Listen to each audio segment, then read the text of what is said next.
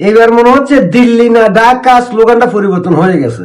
এখন স্লোগান হবে দিল্লি না ঢাকা দিল্লি দিল্লি, দিল্লি না ঢাকা দিল্লি দিল্লি। কেন এই স্লোগান পরিবর্তন হয়ে গেল? বাংলাদেশের একজন এমপি ফিরজাদা হানজালা সে ইরান সফরে গেছে। আপনারা নিশ্চয়ই দেখছেন ইরানের সর্বোচ্চ ধর্মীয় নেতা আয়াতুল্লাহ আল খামেনির জানাজায় অংশ নিতে। সেখানে গিয়ে তিনি ভারতের একজন সাবেক মন্ত্রীর সঙ্গে সাক্ষাৎ করছেন। শুধু সাক্ষাৎই করেন নাই, ওনার সঙ্গে ছবি তুলছেন। ছবি তুলে সেই ছবি ফেসবুকে পোস্ট দিছে। আর ফেসবুকের ক্যাপশনে কি লেখছে জানেন? অবশ্য বানানে একটু ভুলভাল আছে, তারপর আমি আপনাদেরকে পড়ে শোনাই।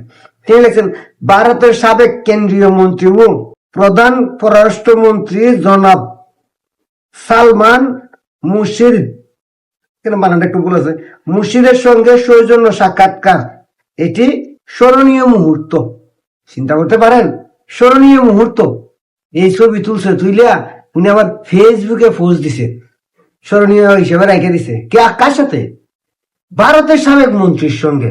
আর তাই আমি বললাম এবার মনে হয় স্লোগানটা পাল্টাইয়া যাবে, দিল্লি না ঢাকা, ঢাকা ঢাকার হবে না, দিল্লি না ঢাকা দিল্লি দিল্লি হবে। এই হানজালা পীরজাদা হানজালা, তার অনুসারীরা, সে তার নেতারা সারা জীবন ভারত বিরোধিতা কথা বলতে বলতে মানুষরে একদম ভারত বিরোধী বানাই লাইছে। আজকে সে ভারতের মন্ত্রীর সঙ্গে ছবি তুইলা সেই ছবি নিজের ফেসবুকে পোস্ট দিয়া স্মরণীয় করে রাখতেছে। তাহলে কি এখন স্লোগানটা পরিবর্তন হইব না? যারা আমাদেরকে ভারত বিরোধিতার কথা বলে, ভারতের দূতাবাসে হামলা চালায়া দেয়, ভারতকে ইউরেনিয়াম দিয়ে ধ্বংস করে দিবে, ভারতের 7 সিস্টার খাইয়া ফেলাবো, ভারতের সাথে আমাদের কোনো সম্পর্ক নাই, ভারত আমাদের শত্রু, ভারত আমাদের দুশ্মন, সেই দুশ্মন দেশের সাবেক মন্ত্রীর সঙ্গে পীরজাদা হানজালা সাক্ষাৎ করলেন, সুন্দর করে বসে ছবিও তুললেন, সেই ছবি আবার ফেসবুকে স্মরণীয় করে রাইখা দিলেন।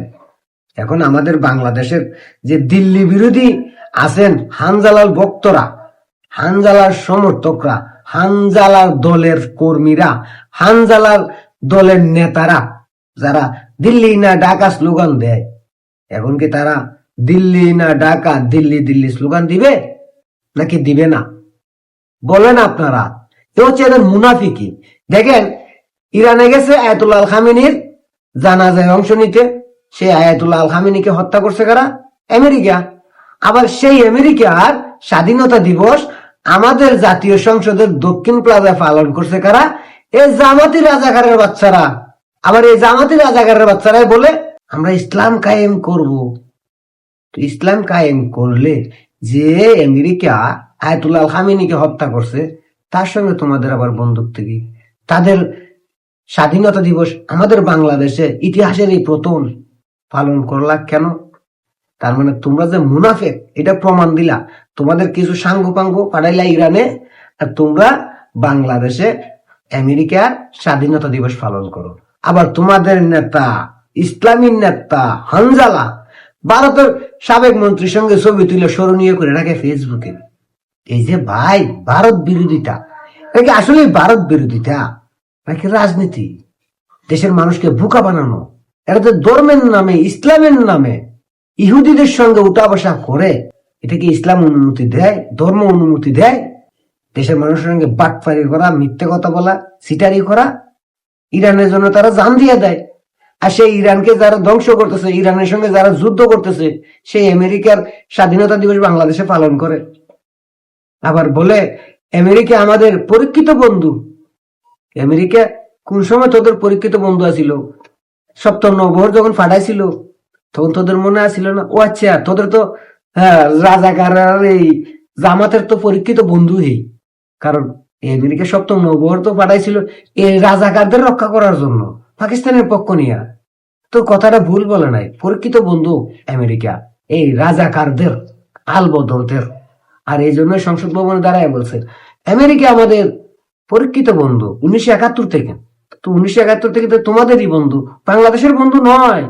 কিন্তু বাংলাদেশের মানুষকে বেকুব বানাইয়া, বোকা বানাইয়া সেই তোমাদের বন্ধু বাংলাদেশের শত্রু আমেরিকার স্বাধীনতা দিবস বাংলাদেশের জাতীয় সংসদে পালন করছো।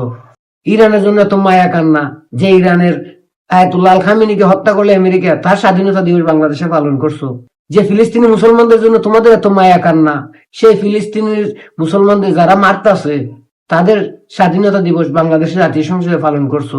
আবার তোমাদের নেতা ফিরজাদা হানজালা হালার পোহালার নাম মুখ দিয়ে আয় না, এ হালার পোহালা দিল্লির মন্ত্রীর সঙ্গে বৈঠক করে। কি আর কমু, আসলে আমরা বেকুব, বাঙালিরা আসলে বেকুব। বেকুব না হইলে এই ধর্ম ব্যবসায়ীরা, উগ্রবাদীরা, রাজাকারের বাচ্চারা ধর্মের নাম দিয়া বাংলাদেশের মুসলমানদের বেকুব বানাইতে পারতো না, বুকা বানাইতে পারতো না। আমরা বেকুব বইলে আমাদেরকে বুকা বানায়। না হইলে আমেরিকা হইলে পৃথিবীর সবচাইতে বড় শত্রু মুসলমানের।